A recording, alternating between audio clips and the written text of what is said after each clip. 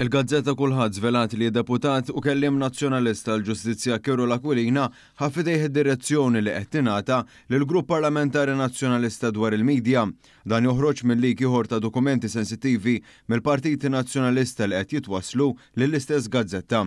Dan anke wara l-iżvelar mill-kulħadd tal-pre-budget dokument nazzjonalista fl-aħħar ġimgħat li l-Partit Nazzjonalista baqa' ma ppubblikax s'issa.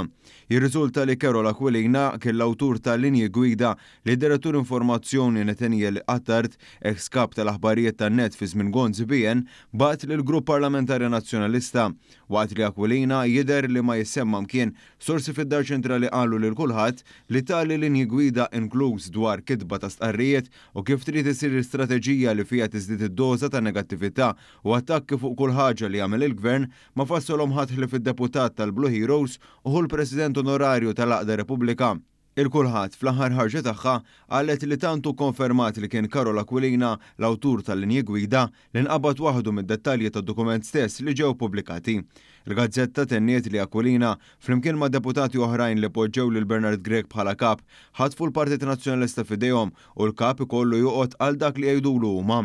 Fost dawn hemm Beppe Fenekadami u Mark Anthony Sammut iżda mill-bot anke qed jagħti l-pariri l-hawn u lin Chris Sajt.